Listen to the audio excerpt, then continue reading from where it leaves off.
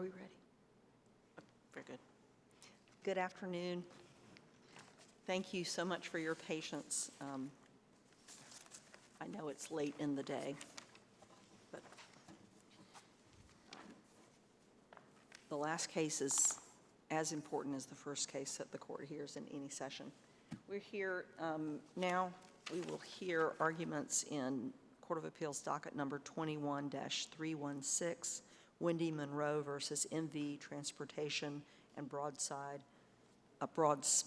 Insurance Company. Counsel, are you ready to proceed? Thank you, Your Honor. I'm Vernon Sumwalt. I'm from the Mecklenburg County Bar, and I represent Miss Wendy Monroe in this appeal. And if I may, I'd like to reserve 5 minutes for rebuttal from our argument. What brings us here to this court today is when a client develops a theory of the case, a theory of why she's entitled to disability, and presents facts and evidence that it would be futile for her to find other work, and that's her theory of disability. But the full commission decides to turn down the claim for disability on another reason without making findings of fact on the futility. And what we are talking about, if you turn to pages 173 and 174 of the record, it's conclusion of law number 4. And the commission says, in the present case, plaintiff failed to establish that she conducted a reasonable job search after she was placed on unpaid medical leave by the defendant employer. That's one method of proving disability. That's what we call the Russell method number 2. The commission goes on, she has not worked in any other employment since November 15, 2016. That is the 4th method of proving disability under this court's decision in Russell versus Lowe's Products Distribution. And here's the critical part about the commission's conclusion. And she has not otherwise presented evidence to establish disability. If the court remembers one thing today, remember these 2 words. Words matter. Because the commission did not say, hey, we see your evidence, and in our fact-finding function, we're going to say, we're not going to believe this part, we're going to believe that part, we're going to give it less weight. That's not what the commission said. The commission said we presented no evidence. So if the word credible were perhaps in there, she has not otherwise presented credible evidence to establish disability, would that be enough? Yes, ma'am. Ramsey versus Southern Industrial Contractors, that's exactly what happened. The commission found, we're looking at your evidence, it's insufficient. The insufficiency, the lack of credibility is a function the commission's job involves. But here they said we have no evidence. So again, that was the only method of proving disability here that counted, because that's the only method that Ms. Monroe proposed. She wasn't temporarily partially disabled under method 4.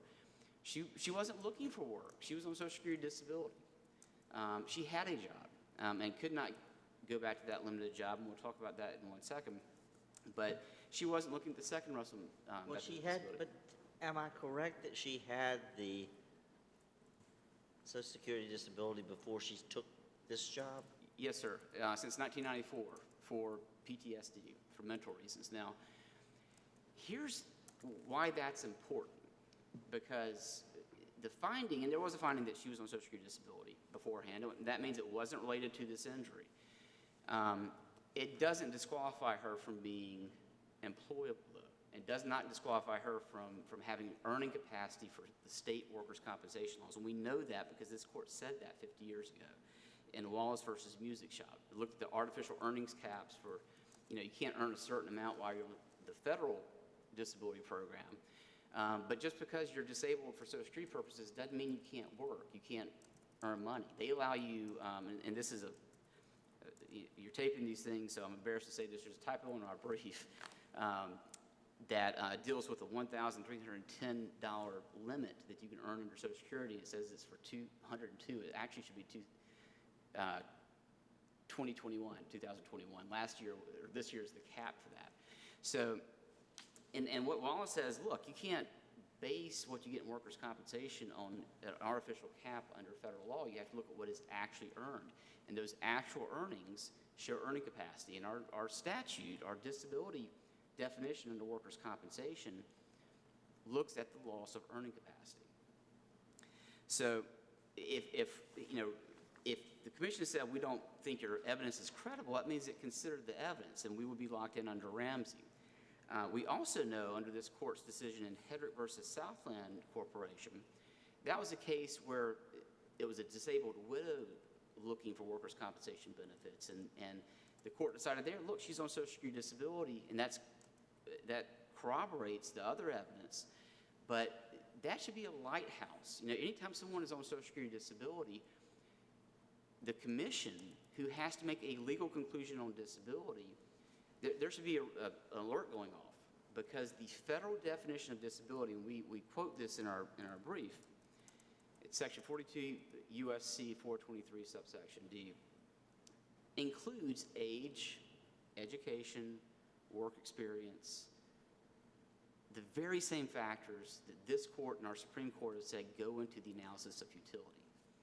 So the fact that the Industrial Commission knew that Ms. Monroe was on Social Security disability should have sent off red alarms. I mean, put aside the fact that that's the theory that we tried the case on, that it was tried on. There should have been findings, but the commission instead, again, words matter, she has not otherwise presented evidence of disability. What evidence did she introduce to show that a job search would be futile, to support the theory of the case as she presented it? Yes. The evidence, and this goes a little bit deep into it, it's truly not an evidentiary question. It's a legal question. Because the federal definition of disability depends on vocational factors by statute that are common to both the federal system and the state system. We know that because the Industrial Commission regulations say it's common. It's the United States Department of Labor definitions and standards, which are incorporated into the vocational rehabilitation rules. When vocational experts use words like light work, sedentary work, occasionally, frequently, these sound like very casual words. They mean specific things under the DOT or DOL definitions in the Dictionary of Occupational Titles. Those are very specific standards, and federal law recognizes them. We give you some citations of that in the brief. State law recognizes them. They're in our vocational rehabilitation rules at the Industrial Commission. We cite that in our brief as well. So if those were significant to keep her out of most work out there, the commission... If the federal standards were significant to keep her out of most work out there, then there has to be findings on those factors under the third Russell method of proving disability in the state proceedings. Now, that is even so when the disability, the Social Security disability is unrelated to the injury.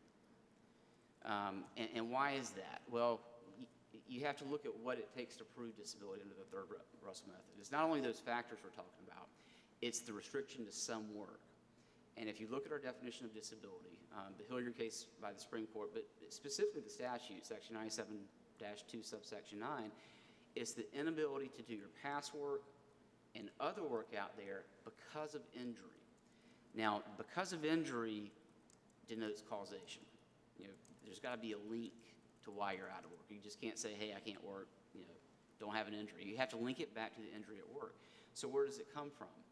Well, it's not in these factors. You can have an injury at work. That doesn't change the fact that you're 45 years old or 60 years old. I mean, there has no bearing on that. But this court in Fletcher versus Dana Corporation looked at that some work under the second Russell method and said, in addition to some work, you have to go out there and engage in a reasonable job search that's unsuccessful.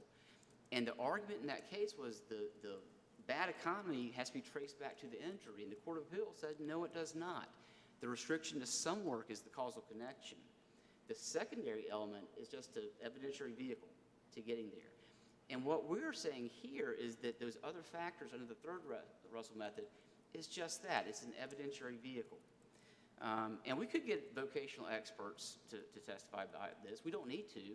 Our Supreme Court says we don't need to. In Wilkes versus City of I Greenville. guess what I'm going back to, and if you can point me in the record to what evidence did you present, or I know you didn't try this, I know you came in after that. Yeah. What evidence was presented by your client as that would force the commission to make those findings? Well, What can you point me to in the record that says they presented this evidence, Yeah. and the commission therefore had an obligation to make those findings? yes. Well, the Social Security disability decision is one. That should have set off some, I call it a lighthouse fact, because that should have said, okay, as a matter of law, these factors are in play. We have to look at this. So the status of Social Security disability in and of itself, Yes. no other evidence, are you contending that that alone That, held a finding regarding futility? no. And we say that in a brief, that we are not asking the court to bootstrap the state definition of disability, the issue of disability, onto the fact that you get Social Security disability. They are different standards. What we are saying is, at least with one way to prove it under the state method, the third Russell method, the vocational factors that are under both are common. They're the same ones. And if they're good enough for it over here, the commission owes us findings. Now, the commission doesn't have to agree with us. They just have to say, look, we recognize, and the defense, or my friends over here, say, hey, they made adequate findings, and they point to finding the fact number 1, 2, and 35 through 38. Those are not adequate findings. The fact that you're 51 years old just means you're 51 years old. There's nothing inherently disabling or not disabling about that. And I'm going to cross a line here and mention a case that's not cited in the brief, but it was Griffin versus Absolute Fire Control, maybe, 2020 by this court. And I might want to talk about the holding in that case, but it gave a great summary of all the futility cases. And, you look at those facts, you have a 60-year-old over here. You have a 45-year-old over here. You have someone with a high school education over here. You have someone with a college education over here, not high school education over here. The different factors are all across the board, and they may affect people differently. You look at Miss Monroe, she's got a bachelor's degree, okay? And you may just assume, hey, that makes her really, really employable, but you know what? She's on Social Security disability to start with, so there's something out there keeping her from doing a significant number of jobs. And that's where I'm going back to my Social Security, and the lighthouse and all of that with the Social Security disability, but the fact that she had Social Security disability before she came to this job, what does that play into? How does that mesh into your argument? That makes, what happened here is there's this world of jobs that people can do out there. Ms. Monroe in 1994 became unable to do a lot of those jobs because of the PTSD. She wasn't hopeless. She did the right thing. She went back to work at MV Transportation and got this job that she could do. She has a bachelor's degree. I mentioned that. She was a part-time worker. She earned $10.50 an hour. If you drive down the street here or there, and I don't mean to demean these jobs in the least, you can get a job at Taco Bell earning $15 an hour, okay? This was not a bachelor's degree job, but that's all she could get, considering these other factors, and she worked around that. Now, she has an injury at work. She needs 2 knee replacements now. She hurt her back. And you asked what evidence compelled the commission's findings. I cited to you on page 7 of our brief, where time and again throughout the therapy records, the medical records, the providers noted, quote, unquote, she is unable to work secondary to dysfunction. How is that not presenting evidence of disability? And that's, again, words matter. If the commission had said we looked at this evidence and we're not going to give it that much weight, we're going to discount it, we wouldn't be here. But the commission said we didn't present any evidence at all. And there is evidence we presented in multiple ways. And that's what we're saying. Now, again, we're not asking the commission to bootstrap, you've got to say Ms. Monroe is disabled just because she's on Social Security disability. But it's not enough to say she's 51 years old. So would you be asking this panel, if we agreed with you, to vacate and remand this to the commission to engage in this analysis of the futility? Yes. You're not asking that we reverse the commission's decision, but that we send it back for the commission to engage in the analysis that it didn't engage in. Correct. And it is, I can't remember the name of the case, but it is, Webb versus Pauling Knitting Industries. The remedy is a remand for this. And in that case, it was specifically remanded for additional findings under the third Russell method. Because again, if we didn't present evidence, and that's happened in a couple cases before, we wouldn't be here. If we were arguing that Ms. Monroe conducted a reasonable job search and she had looked for 10,000 jobs and she didn't have any success, it would be a different theory of the case that this case was tried on. This case was not tried on that. This case was tried on the fact that she's on Social Security disability, and the world of jobs that are out there for most people she cannot do, but she still had earning capacity because she still went back to work until her physical injuries, coupled with her pre-existing mental impairments, made her totally disabled. And that's what Russell Methods 1, 2, and 3 deal with. The fourth one is partial disability. And that's the state definition of disability. State definition of total disability doesn't allow you to work like the federal definition of disability does. That's why you can't rubber stamp one just because of the other. Can I take you to finding 40 of the full commission's order on Yes, sir. page 170? Because that seems to maybe be the evidentiary finding that kind of gives rise to this. It says, based upon the preponderance of the evidence in view of the entire record, the full commission finds that the plaintiff has some work restrictions related to her low back and right knee conditions. However, she is not restricted from all work. Are you challenging that piece of the finding? No, that's essential to our burden of proof under the third method. Right. And when Mr. Tollins gets up here, he's not going to disagree with us on that. Right. All three medical providers in their deposition said, we may not have said this, but we would have restricted her from 10 to 15 pounds in various degrees. The two elements to satisfy our burden of proof under the third Russell method is the restriction to some work because of the injury. And that's what this finding deals with. Right. Now, the commission goes on and says, the commission further finds that plaintiff is not engaged in any job search effort. That has nothing to do with the third method. That's the second method. And then the commission says, nor has she worked in any capacity. Well, that doesn't deal with the third method. That deals with the fourth method and going back to work and earning less, perhaps. She's earning more. She's not disabled, period. We wouldn't be here. But there's no findings whatsoever under the third method. Not with age, not with education, not with transferable work skills, and there's a whole other list of factors we give in the brief. Pain is one of them. When pain is one of those factors you can look at, again, go back to the provider notes that say, quote unquote, she's unable to work secondary to dysfunction. And so I guess my question is then taking that piece, and I appreciate your argument on the statute, but taking that piece in the finding, and then sort of reading that in context with the next sentence, which further finds plaintiff is not engaged in any job search efforts. So it's almost two parts there, and maybe it is conflating some statutory language, but it's almost like saying, well, the evidence shows us, we're the full commission, that she is not restricted from all work, and she hasn't shown that she's engaged in job search efforts to show that it would, in fact, be futile for her to find some other employment. And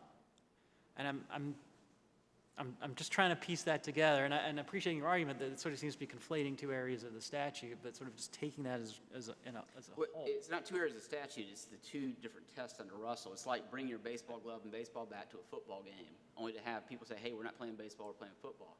We brought our evidence that, hey, Ms. Monroe is on disability.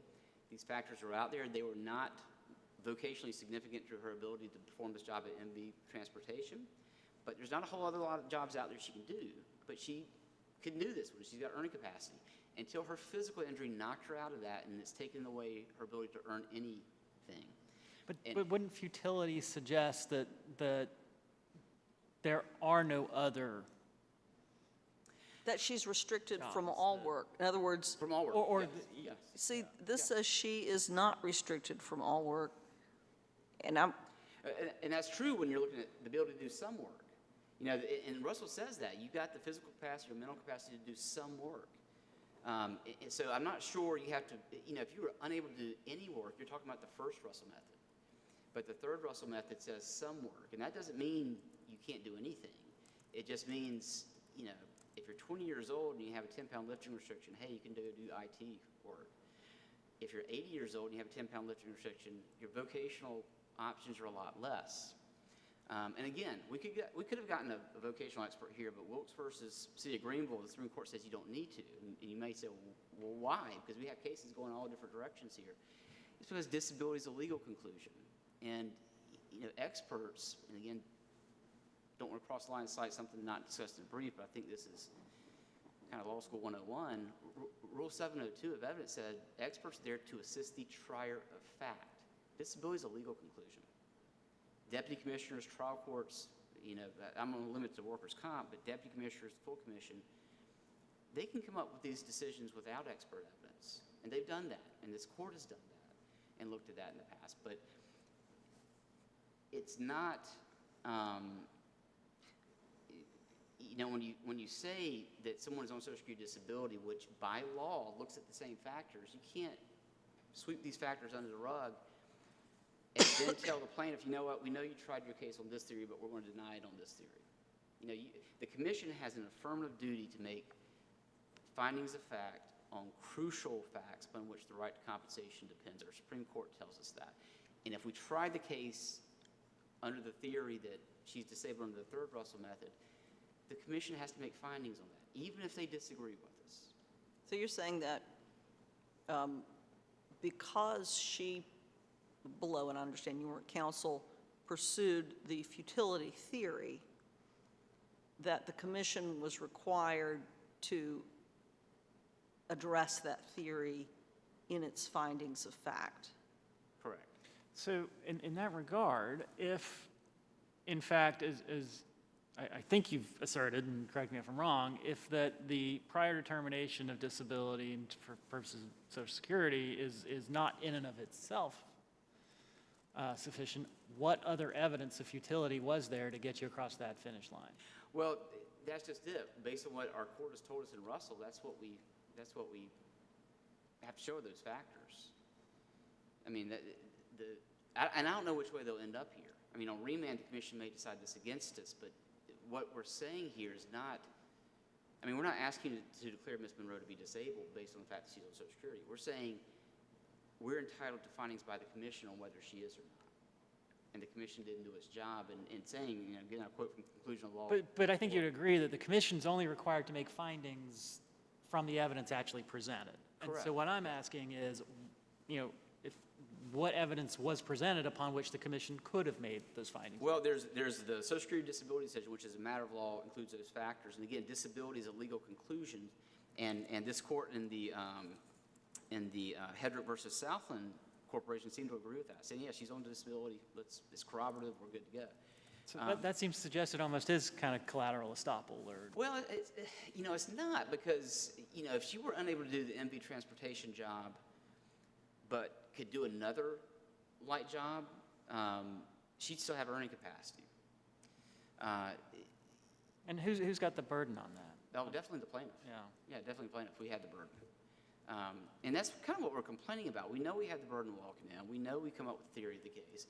And again, I didn't try the case, but the lawyer who tried it said, here's what we're going to do. And again, I'm coupling this with the notations of the medical record that she's unable to work anywhere, secondary to dysfunction.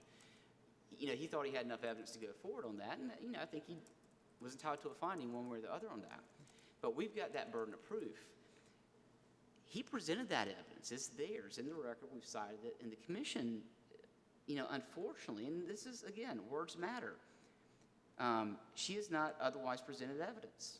So even if we just, so far, you've mentioned a couple of times notations in the medical record that she was unable to work due to Secondary to dysfunction.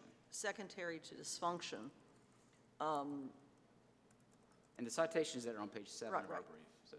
That is an item in evidence. That is something in evidence, and that because the commission's conclusion said she's presented no evidence and no credible evidence, even if this notation in the record is thinner than a piece of rice paper and wet and tattered, and almost speculative, that's not no evidence. And so we have to send it back because the commission didn't consider it. Yeah. And again, if they said no credible evidence, we would be bound by the Ramsey case. I mean, in re civil penalty, which Judge Arrowwood mentioned in an earlier argument today, that's the exact same facts. We wouldn't be here if that's what the commission did, but the commission didn't say that. You are going into your rebuttal time. Judge Oh, I'm Edwards sorry. just pointed out to me. I don't think we set the clock. Did we? We did? Actually, yes, I'd reserved 5 minutes. Oh, I but thought that- you reserved 6, I'm sorry. That's all right. No, that's all that right. was the last one. I'm done, though. I can call it early, unless y'all have any questions. You have 33 seconds. Well, I'm happy to be here, I'll say that. This is the first oral argument I've had in almost 2 years, so it's fun to get out of Charlotte again. Thank you. Thank you.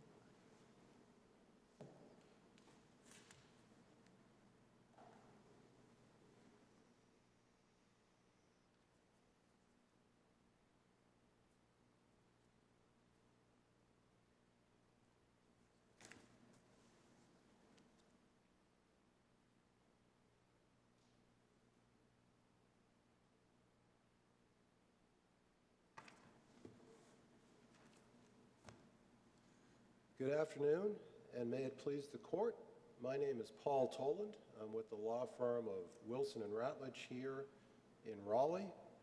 With me today on a bit of a homecoming tour is attorney Alex Bradley, also of our firm. I say that it's a homecoming tour because about 4 or 5 years ago, Alex interned here at the Court of Appeals with then Judge and now Justice Berger.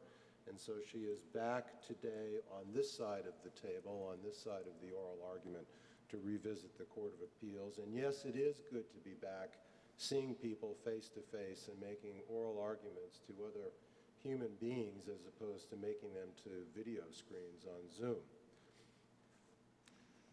We represent the defendant appellees. I'm going to refer to them as the defendants in this case, MV Transportation, the employer, and Broadspire, the insurance carrier.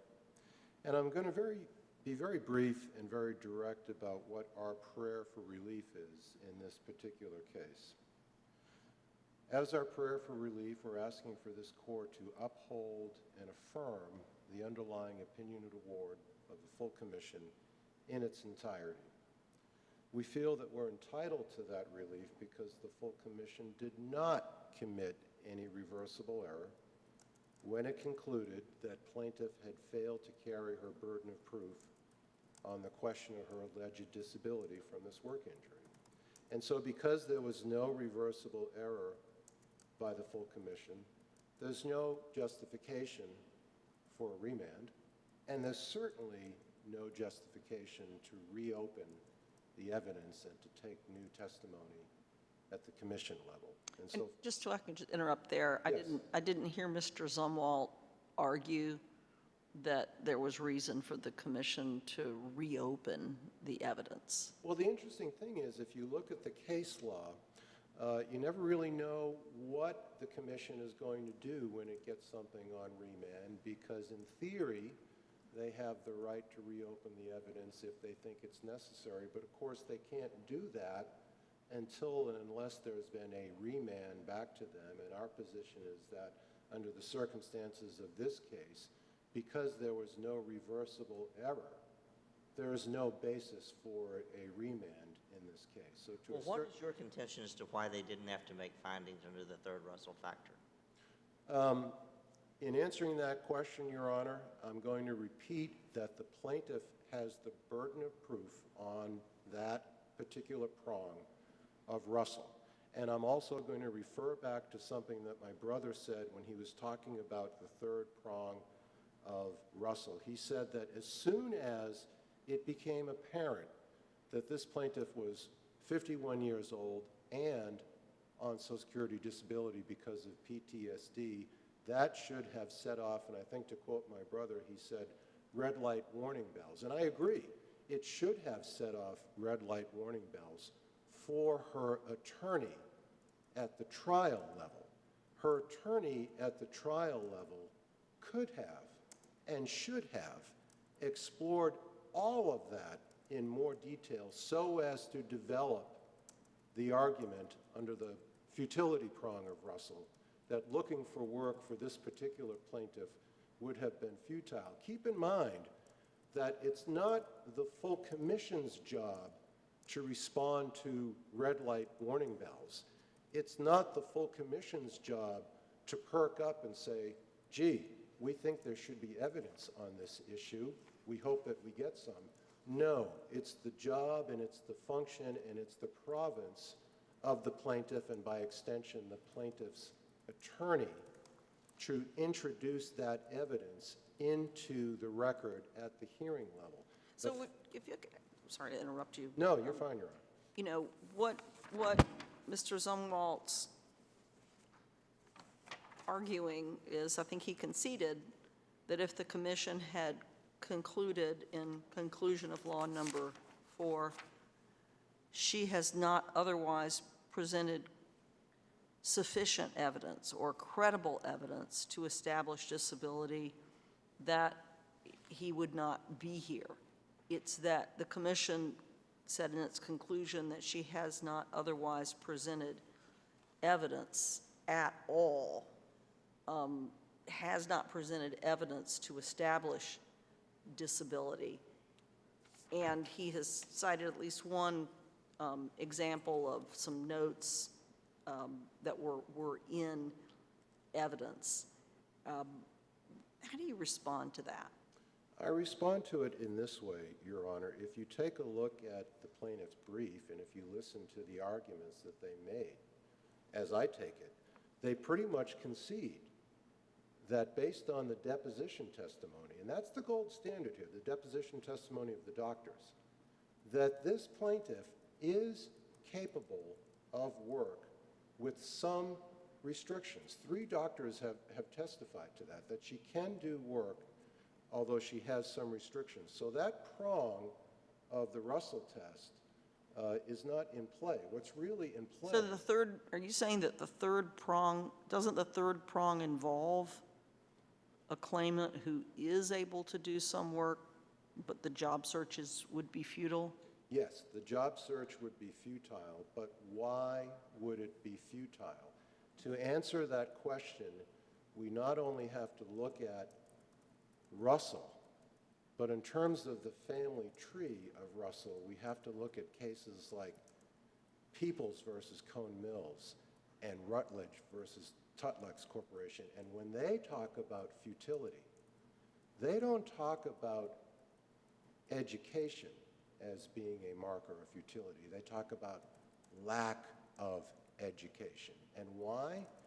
Because Russell's family tree, taking us back to Peoples and taking us back to Miss Rutledge, we're talking about the mill workers in the 1970s and the 1980s who characteristically had a 4th or 5th or 6th or 7th grade education. In other words, we're talking about people who had a lack of education. And as such, through no fault of their own, people like Mr. Peoples and people like Mrs. Rutledge, all they could offer to a potential employer was their physical ability to work in a mill.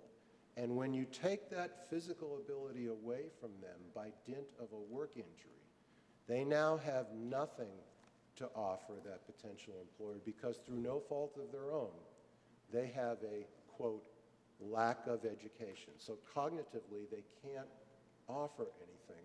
If I could just ask a hypothetical. Yes.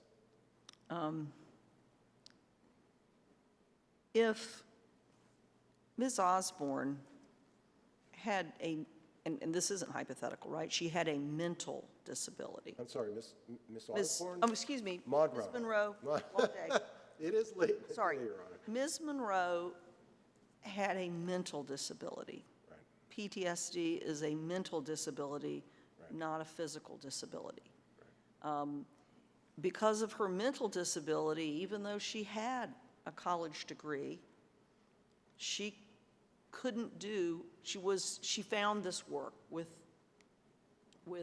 MV Transportation that fit just the small box in which this person was. Right. She then got injured, and physically injured, and she couldn't do that job anymore. And she couldn't drive, she couldn't do that job anymore. Right. If it is futile for her to seek other work because her mental disability precludes her from being able to function and work in any other setting. Right. Is she disabled for purposes of the commission's analysis? She could be, but that is premised upon the first part of your hypothetical to me, which is that there was evidence in the record as to the nature and extent of her PTSD. In this case, Well, doesn't the Social Security finding make some evidence of what her disability is?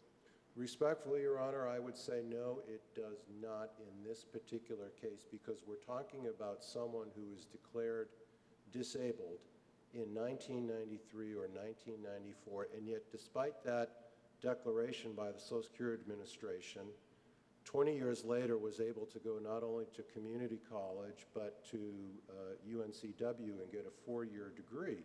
And returning... But she's still getting Social Security disability, is that correct? That's correct. And people with Social Security disability are capable of working. And in fact, the proof of that, Your Honor, is she submitted an application to my client, NV Transportation, and was hired.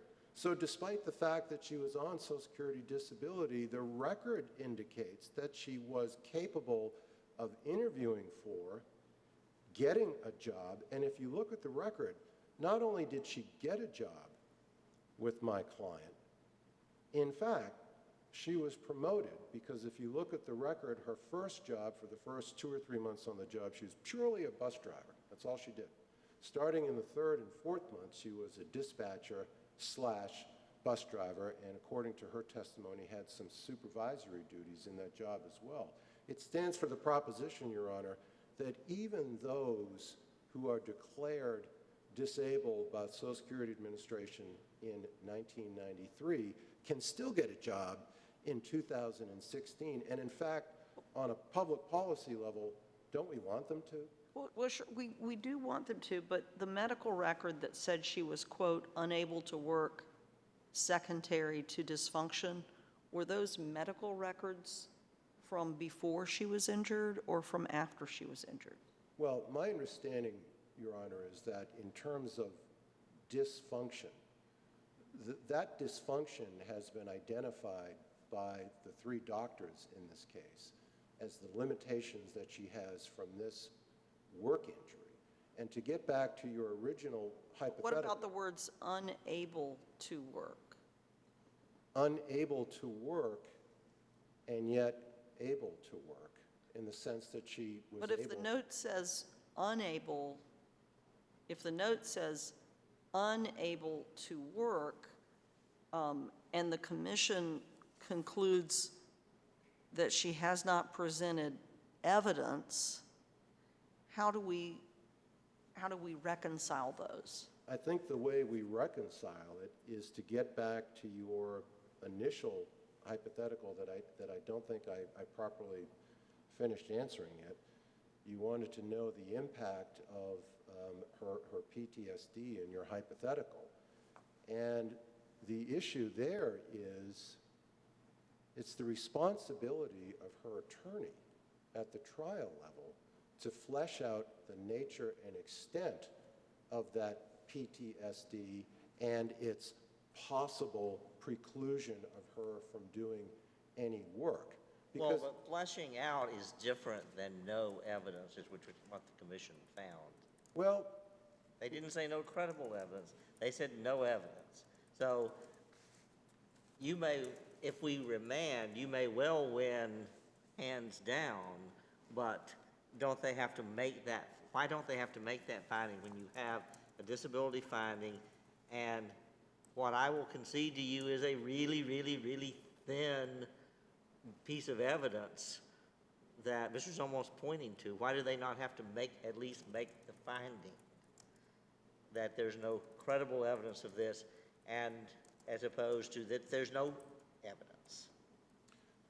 Your Honor, I will concede to you that this could have been a better written O&A from the full commission, but we don't want to get caught up in form over substance here. Well, And- but form over, I mean, when we talk about no evidence versus no credible evidence, or no evidence versus no substantial evidence, I mean, these are terms of art that commissioners know.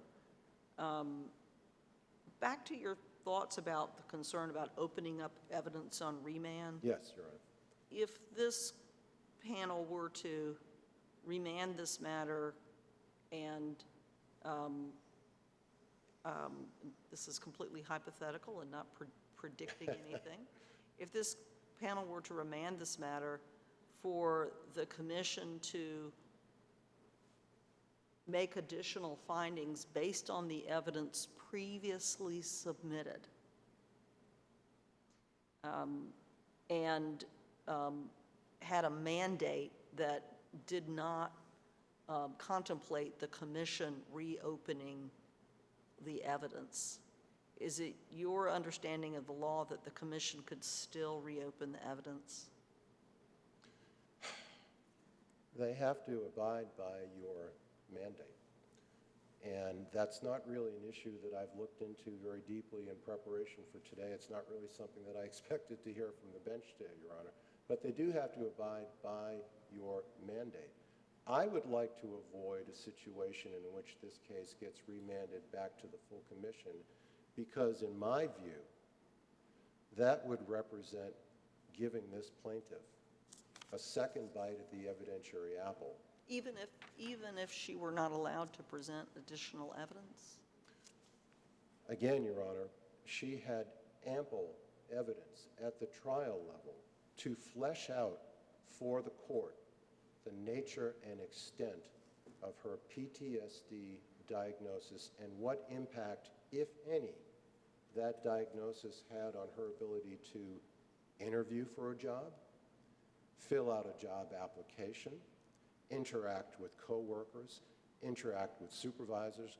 Those are all perfectly fine questions and perfectly germane questions that her attorney at the trial level could have and perhaps should have gotten into. It's not for me to say why he didn't.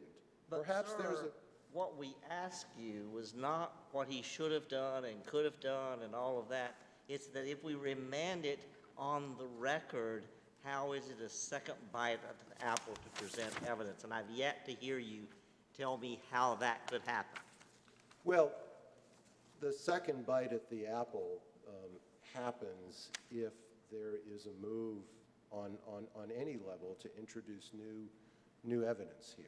And that's why I'm hoping, in the first instance, I'm hoping that there is no remand, because I just don't think it's necessary given that there was no reversible error. But if there is a remand, there should be a very strict order that any reconsideration by the full commission is to be limited to the cold record already in existence. But again, that's not a remedy that I'm advocating, Your Honor, because... Well, we know you're not advocating. We know you're not advocating that, but we've asked you multiple times if we do X, and you keep going back to, well, they are going to do it anyway. And I'm trying to figure out how you're getting to, they're going to do it anyway if we remand it for determination based upon the record. Well, I'm hoping that if you remand it with a very narrow remand, that will be the end of the discussion, and that you won't hear from me again on that particular issue because the commission will have abided by that remand. If it turns out that they haven't abided by that remand, you may see me in court again 6 or 7 months from now saying that the commission has exceeded the scope of the remand that you all gave to it.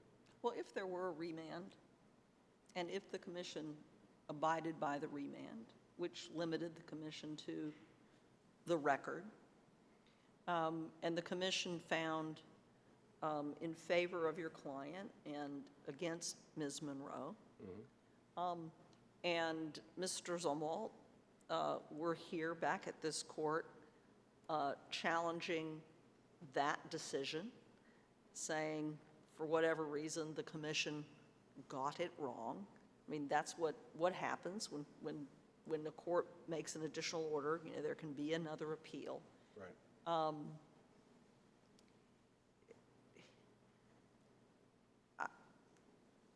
I'm not following how this is an endless sea of litigation below, if this panel were to remand this matter for review of the record only. I can't guarantee you that it wouldn't be. That would ask me to be a mind reader or to guess the strategy of my brother, and I can't do that, and I won't do that, Your Honor. We see cases from the North Carolina Industrial Commission come and go to this court on multiple occasions. I'm thinking about a case that I looked at in prep for today. I'm thinking about the Silva versus Lowe's home improvement, which has been here 3 times and could well be here a 4th time. So Yep. I'm not going to take it upon myself to tell you that Wendy Monroe's case isn't going to transform itself into the Silva case. I can't make you that promise, and I can't read my brother's mind. So it very well may be that there is additional litigation, but the prospect of that additional litigation shouldn't handcuff us, shouldn't hamstring us from doing what we need to do today. And I would point out that in this particular case, I really want this panel, if it does anything, on the question of futility, I want this panel to think about this question. Is Wendy Monroe the intended beneficiary of that part of the futility prong which focuses upon the mill workers who have, quote, a lack of education? That's where that prong came from. Well, that's not all it's been applied to over the years, is it? No, and it's been applied to people like Mr. Wilkes, who had an IQ of 65 and who was considered impaired and whose whole life had been spent doing manual labor, digging ditches. And what I'm saying, Your Honor, is if those factors were at play in Wendy Monroe's case, if there had been a mental impairment on her part, or a low IQ, or a history of doing nothing but physical work on the part of Wendy Monroe, the appropriate time to have fleshed that out would have been at the trial level. Her attorney could have and should have done that at the trial level. And again, I'm not a mind reader. I'm not going to try to guess why trial attorney didn't flesh out those things. Perhaps he forgot. Perhaps upon reflection he realized that the facts weren't there, and I can't make that argument. All I know, and all this court knows, is that even though he had the opportunity to flesh those things out, he did not. Even though he had the opportunity to try to illustrate how Wendy Monroe might be similar to someone like Mr. Wilkes or Mrs. Rutledge, he didn't. Do you agree that, well, I'm not going to ask it that way. From a big picture perspective, was the issue of futility argued before the commission? Setting aside what constitutes futility, do you agree that futility was in fact at least raised as an issue? Setting aside the evidentiary question first. Here's the interesting thing. You take a look at the underlying opinion and award by the deputy commissioner, because that's where it all starts out. The word futility and the word Russell does not appear in that opinion and award. Right. Deputy Commissioner refers to other factors in making a determination that the plaintiff has carried her burden of proof on disability. But in terms of the plain language of that O&A, futility as a word does not appear. Russell does not appear. We don't see the word futility anywhere until we get the opinion and award by the full commission. And not only do we see the word futility, but we see the Russell prongs spelled out expressly. And we even see the Russell prongs spelled out so expressly that the full commission acknowledges that the Russell prongs are not exhaustive. The full commission tells us that there is a so-called catch-all provision where even if it's not enumerated under Russell, you can consider that.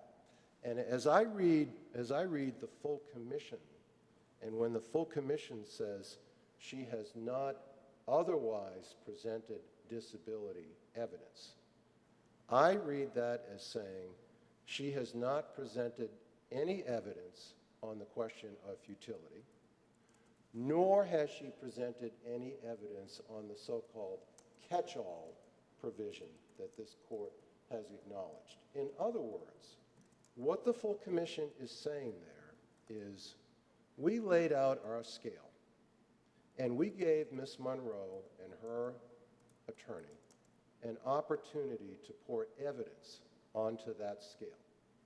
And we've weighed it, and we've determined that the weight of that evidence is 0. But wouldn't that would include the word no credible or no substantial evidence? To say no evidence, I mean, how do you weigh 0? It gets back, Your Honor, to the prongs of the futility test where we talk about what factors are we supposed to look at. Lack of education. You keep talking about the educational prong, but I mean, you know, my sense is that, you know, many employers sometimes pass over overqualified applicants, and that being overqualified can itself sometimes be a disabling factor, you know, or a disqualifying factor. You know, for here it may be that, you know, perhaps it was because you had a bachelor, you know, because you have a bachelor's degree, maybe you're not, maybe an employers are going to be found to think that maybe you can't handle the more manual labor of a mill worker and the more, you know, technical work like that. Right. So I mean, it strikes me that there's an evidentiary question, there's a factual question there on either side that would need to be addressed, obviously upon competent evidence. Right. And my point in response to you, Your Honor, is, again, who needs to address all of that? I don't want to keep beating a dead horse, but the plaintiff carries the burden of proof of introducing evidence into the courtroom. So is it your position that the plaintiff introduced 0 evidence related to the futility prong?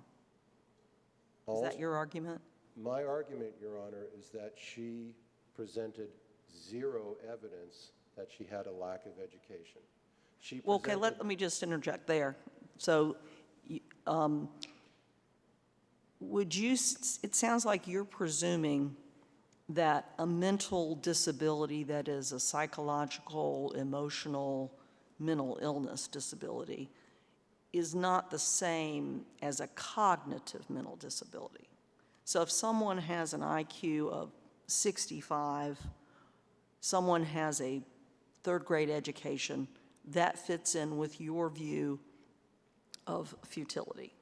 If someone has an IQ of 140, but they have some other kind of mental disability that interferes with their ability to function, interferes with their ability to work, that's just an animal that this whole line of cases doesn't apply to, that doesn't fall within Russell,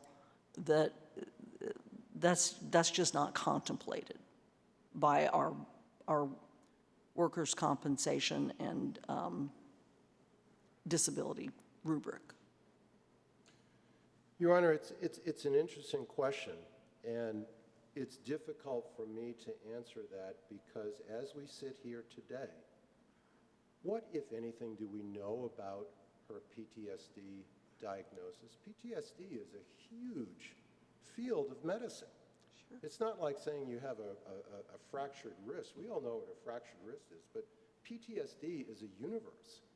And does that mean that it's just not valuable as evidence? It's very valuable as evidence if it is fleshed out so that we understand what it means. Without it being fleshed out, It's an acronym.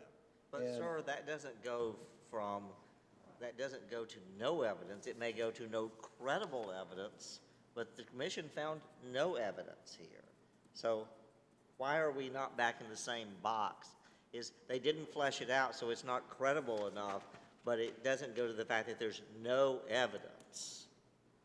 I would say, Your Honor, there was no evidence presented that this PTSD diagnosis that we don't know much about was going to prevent her from getting a job.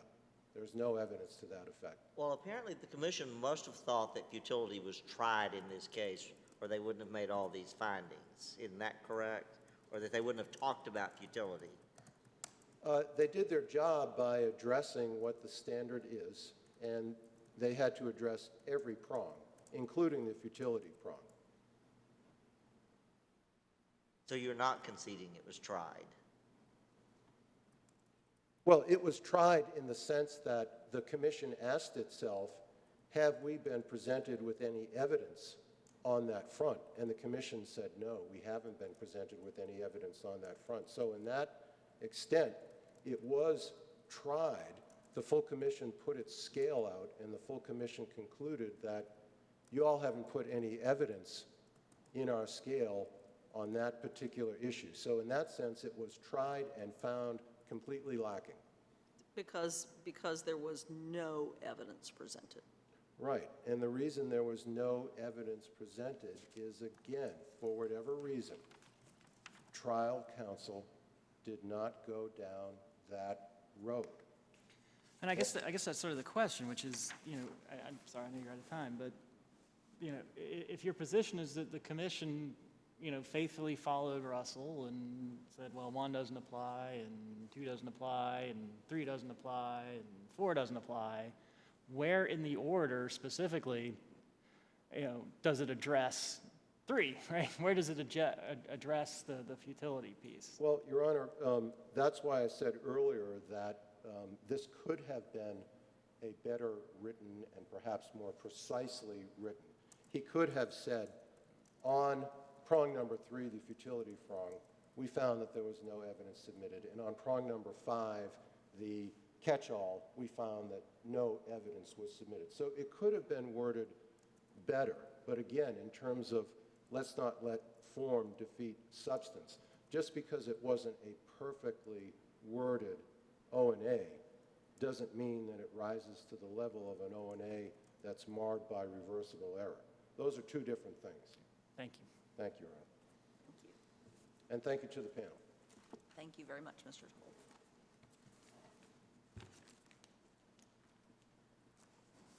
I want to follow up briefly on the hypothesis that this was not tried under the third Russell method. Let's go to page 22 of the record. You've heard my colleague say that the third Russell method wasn't cited and wasn't discussed. Well, the deputy commissioner apparently believed the opposite, because in conclusion number 8, she said, in order to determine plaintiff's loss of wage earning capacity, the commission must take into account the significant restrictions plaintiff has been provided. That's the sum work part of the third Russell method. Goes on, her age, her work history, her ongoing back and right knee pain, and her education. And then he cites 3 cases, the Medlin case from our Court of Appeals, Medlin case from our Supreme Court, the Wilkes case from our Supreme Court, and the Webb case from this court. And you know what? Every one of those 3 cases is a third Russell method case. So to say that this wasn't tried under the third Russell method, it was. And those factors that I just read out don't deal with the first method, they don't deal with the second method, they don't deal with the fourth method. So what method was it tried under? It's the third Russell method. I want to take you to and again, we had different trial counsel, but when we have the Hedrick case that says, the Social Security Disability Award, you read into it, we are all charged to know what the law is. And the definition of disability, I want to read the United States Code section that defines disability in the Social Security Act. Physical or mental impairment or impairments are of such severity that she is not only unable to do her previous work, but cannot, considering her age, education, and work experience. Bam. The exact factors that our Supreme Court in Wilkes and Medlin and this court and Russell tell us we got to look at. So it is it's a matter of law that if you're on disability, these factors aren't in play. And it was tried under the third Russell method, and that means the commission just can't say, well, we're not going to make findings on the third Russell method, we're going to squeeze you out on the second Russell method, which was never the theory upon which this case was tried. Now, why are we talking about this? You know, they say that the findings are adequate, and they're specifically talking about findings number 1, which talk about her age, finding number 2, which talk about her bachelor's degree, and then they jump to findings 35 and 38 and 40, which are really the causation part, the sum work part. We are here because it is not enough just to say someone is this number of years old. We are here because it's not enough to say this is someone's education. I respectfully disagree that the third Russell method only applies to people with limited education. You know, we can look throughout the appellate cases and decisions to find people, again, who are 45 years old, 60 years old, high school educated, illiterate. It's across the board. We are here because the commission did not tie those facts to why it would or would not be futile. And to go back to what I told you today, there's 2 words that count here. Words matter. Our Supreme Court in Wilkes, this is what they say. And again, Wilkes is a third Russell method. Quoting from the Supreme Court, in determining loss of earning capacity, the commission, here it goes, must take into account age, education, and prior work experience, as well as other pre-existing and coexisting conditions. Take into account means you can't just find someone is 45 years old or 60 years old. You have to say, this does or does not present a vocational advantage here. You can't just say someone's got a bachelor's degree. They may have a bachelor's degree in engineering, or they could be like me and have a bachelor's degree in music. You know what? One of them is more lucrative than the other. But there's got to be findings about how these isolated facts tie in with the ability to compete with others in the competitive job market. Yeah, I think it would help if we had additional explanations, experts that would assist the trier of fact. I don't know, frankly, what the law is on that. I do know that if you look at this court's earlier decisions, Jones versus Modern Chevrolet says that the commission can always reopen proceedings to take additional evidence if it determines on the record that there's insufficient evidence. So regardless of how we want to frame as being a second bite at the apple, our black letter law from this court says if it's going down on remand, it's game on again. You know, we're looking at this. Because how do you respond to Mr. Toland's argument that would be an unfair second bite at the apple? there is nothing unfair about this because until today, this is a medical-only case, and it is compensable. And my client is seeing orthopedics right now because she needs bilateral knee replacements. And guess what? If you look at what our legislature did to our law in 2011, it no longer gives you lifetime disability coverage. It says you get 500 weeks, and guess when it starts? The first day of disability, which according to them has yet to happen. She's going to get 500 weeks no matter which way we look at it. The only question here is when it starts based on what the evidence is. So it's not unfair. She's, you know, if she was disabled in the past, like we're saying she was, she will have accrued benefits that are paid out. If she's not disabled until her doctor says it's time to do the bilateral knee replacements, that's when the 500 week starts. It's not unfair. It's just saying when was she first disabled is a matter of law, and that's why we're here. I've got 42 seconds left. I think that was about what I have left over in my first, I'm going to call it, unless anyone has any questions. Thank you. All rise.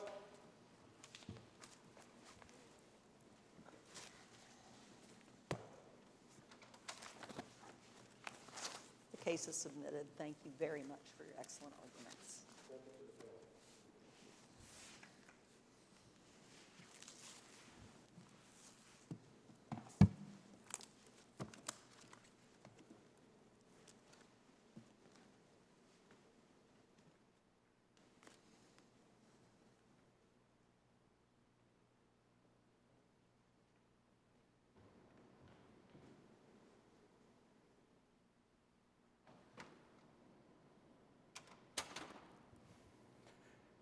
This session of the North Carolina Court of Appeals is now adjourned.